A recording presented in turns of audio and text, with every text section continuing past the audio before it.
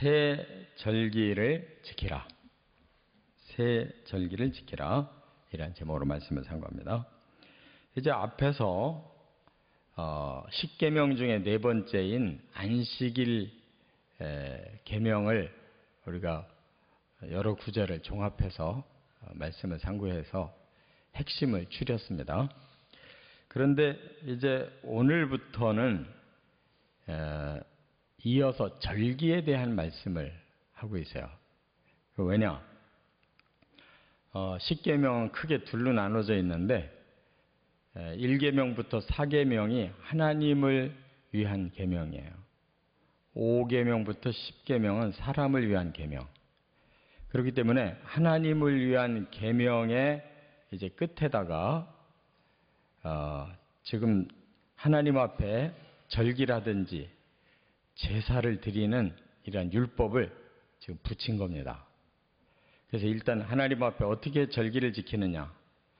왜냐하면 안식일도 절기와 같은 것이에요.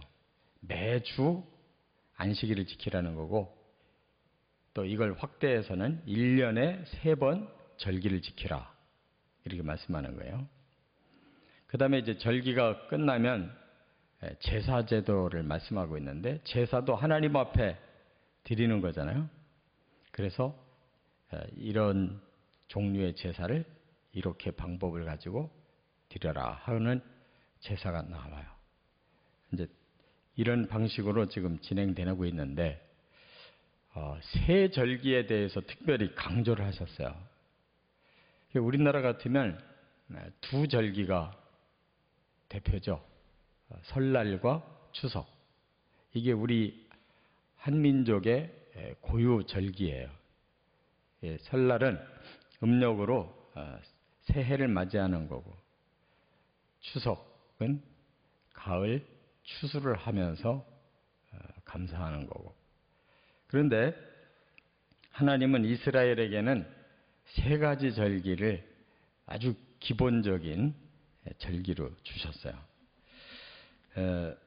그거는 분명한 뜻이 있고, 왜 절기를 지키라고 하는지 그 정신을 우리가 깨닫고 지켜야 되는데, 구약의 율법에 말씀하신 3가지 절기는 신약으로 넘어와서 그 의미가 영적으로 바뀝니다. 그래서 우리가 그대로 3가지 절기를 지키고는 있는데, 그 의미를 더 영적으로 우리가 깨닫고 지켜야 돼요. 그것이 이제 복음을 통해서 우리가 구원받는 과정이라는 것을 이제 결국 깨달아야 됩니다. 그래서 오늘은 이 새 절기만 상고하는데, 새 절기만 있는 건 아니에요. 절기가 더 많이 있어요. 그러나 이제 가장 기본 중심이 새 절기라는 겁니다. 첫째, 15절에 보면 무교절을 지키라 그랬어요. 무교절. 아비벌에 정해진 날에 무교절을 지켜라. 무교라는 것은 없을 무자고, 이 교라는 것은 이 누룩을 의미하는, 효소를 의미하는, 그래서 삭힐 교자를 쓰는데 누룩이 없다는 거예요. 이게 무슨 절기에 무슨 뜻이 있느냐.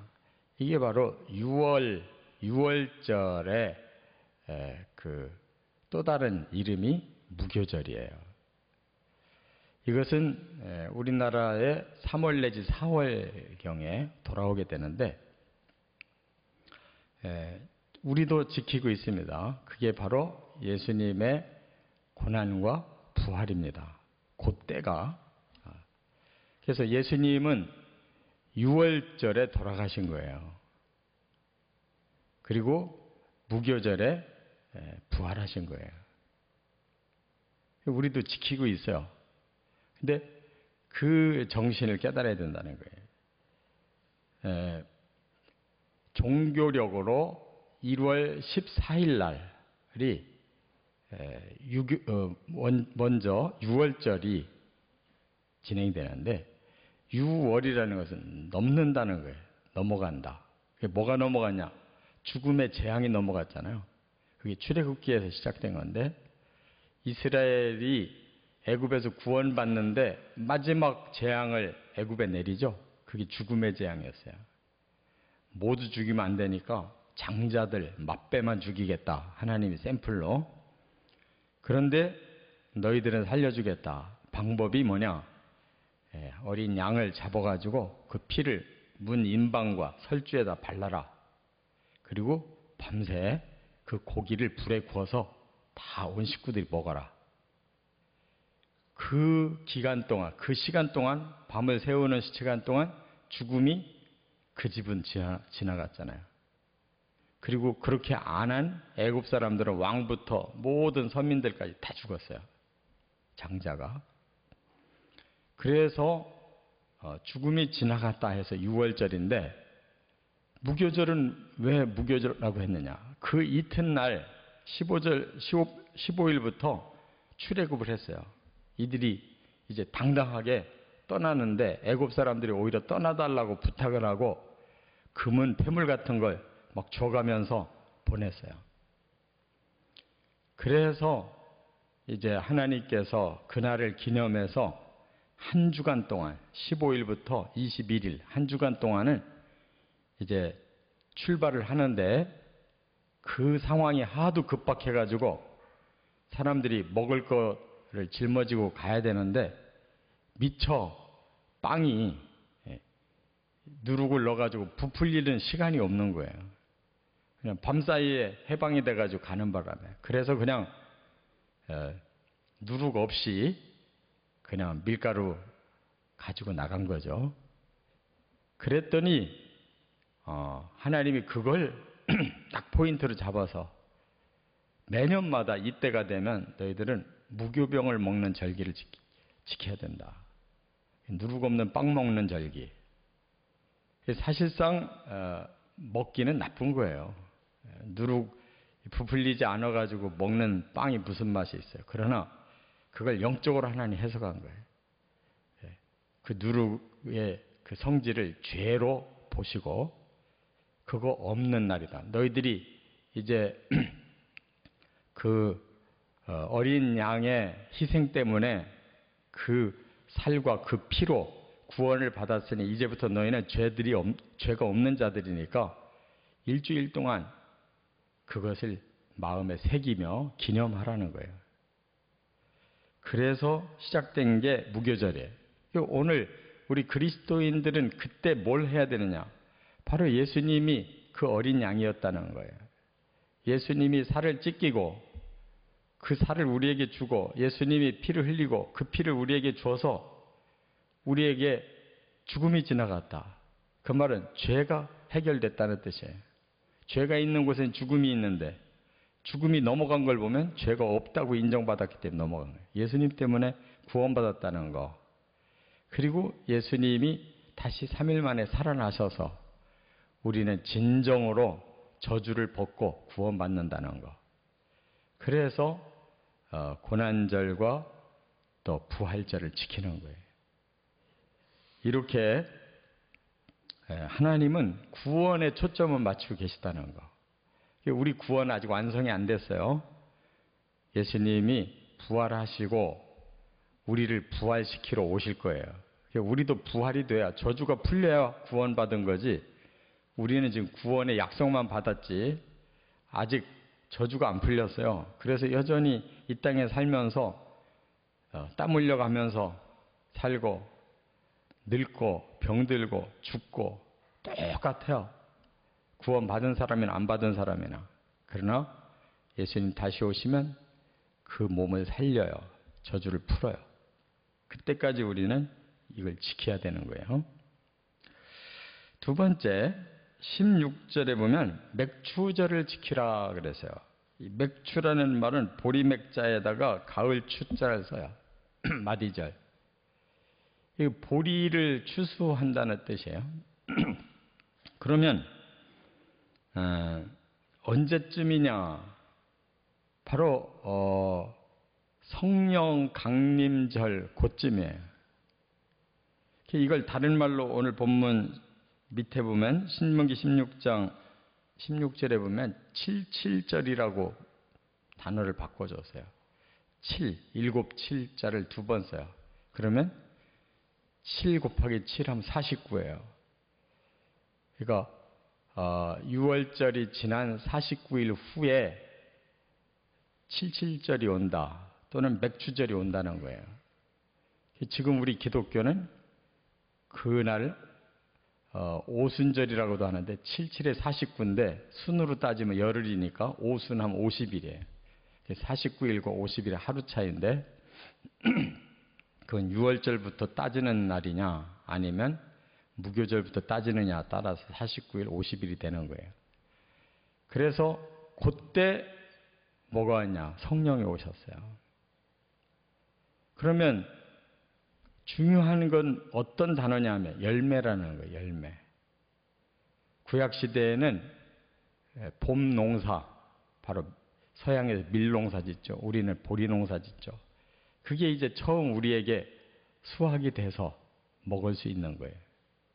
그 옛날에 보릿고개라는 건 그게 열매가 우리에게 주어지기 그 전까지가 아주 힘든 때이기 때문에 보릿고개라는 말이 나왔잖아요. 그러니까 아주 어려운 상황에서 하나님이 열매를 주신 것이 얼마나 감사해요. 그래서 그걸 지키게 한 거예요. 그런데 진짜 열매는 바로 성령이라는 거죠. 우리가 구원을 받고 성령을 통해서 이제 열매 맺기 시작해요. 영적인 열매를 맺기 시작해요. 성령이 없인 열매가 맺을 수가 없어요. 그래서 하나님은 예수님을 6월절 때 십자가에 죽게 하시고 무교절 때 부활하게 하시고 또 여기 맥추절 때 성령을 보내시고 이렇게 다 같은 목표 원리에다가 맞춰서 하나님이 다 이렇게 하신 거예요.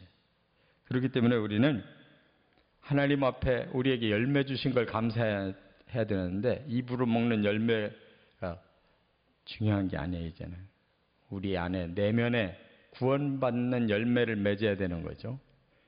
그래서 우리 교회에서는 맥주 절과 성령 강림절을 같이 지키는 거예요. 이게 성경적인 겁니다. 같은 날이에요. 그런데 우리 한국의 개신교가 이걸 둘로 쪼개서 지켜요. 성령 강림절은 본래 맥주절 날 지키고 또 맥주감사절이라고 해서 7월 첫 주로 그래서 대개 지지난주에 다들 지켰는데 그건 임의로 그냥 지킨 거예요. 7월로 한국교회는 정해서 지키는 거예요. 두 개를 나누고 있는데 두 개를 나누는 게 아니에요. 한 날이에요. 그 다음 세 번째 여기 17절에 보면 수장절을 지키라 그랬어요. 수장이라는 말은 거둘 숫자예요. 장막 감출장이에요. 그러면 이건 뭘 말하는 것이냐? 거두어서 저장한다는 뜻이에요. 그러니까 가을 추수를 말하는 거예요. 가을 추수. 이제부터 저장을 해놓고 든든하게 하나님의 복을 누리는 걸 말하는 거예요. 가을 추수. 그래서 여기 신명기 16장 16절에 보면 이걸 다른 말로 초막절이라고 그래요. 초막이라는 게 초자는 뭐예요? 이 풀을 말하는 거죠. 또 막자는 장막 막자를 말해요. 그러니까 풀로 집을 짓는다는 장막을. 그 임시 텐트를 재요. 왜? 그들이 광야에서 고난을 당하면서 가나안에 들어가서 결국 열매를 얻게 되죠. 그러니까 텐트 치고 살면서 그 열매를 바라보고 사는 거예요. 그러다가 열매를 주셨을 때 그 열매가 얼마나 귀했겠어요. 가나안 땅에 그 첫 농사로 얻은 열매가 얼마나 귀해요. 광야 생활을 생각해 보면. 그래서 광야 생활을 생각하고 하나님 앞에 이제 그 받은 복을 기뻐하라고 눈에 보이는 그 퍼포먼스를 하게 한 거예요. 집마당에다 초막을 져라. 일주일간 거기서 살면서 너희들이 어떻게 지금 복을 누리고 있는가를 깨닫고 감사하라. 이게 초막절이에요. 그래서 주신 복을 따라서 힘껏 드리라고 말씀하고 있어요. 이와 같이 하나님이 이 세 가지 절기를 주셨는데 우리 신약에서는 다 그 절기를 따라서 지키고 있어요. 그런데 이 세 번째 절기만큼은 우리가 제대로 지키질 못해요. 왜냐? 우리는 가을에 추수감사절만 지켜요. 하나님이 한 해 동안 많은 것을 주셔서 우리가 이렇게 살고 있다. 복 받은 거에 대한 감사만 하는데 진짜 복은 그게 아니에요. 먹고 살아서 여기까지 와서 감사하다는 거는 그냥 안 믿는 사람들 다 해요. 추석을 잘 지키잖아요. 그럼 뭐가 우리에겐 감사냐? 이 추수를 예수님은 어떻게 초점 맞추셨냐면은 그 재림에다 초점을 맞추셨어요. 종말이 되면 하나님이 추수할 거다. 타작마당에서 추수해서 알곡은 곡간에다 걷어들이고 쭉정이는 불에 태워버리는 거다. 너희에게 그런 날이 올 거다. 인자가 오는 날이 그 디데이다. 추수날이다. 이렇게 말씀했어요. 예수님은 이 정신에 의하면 가을에 오셔야 돼요.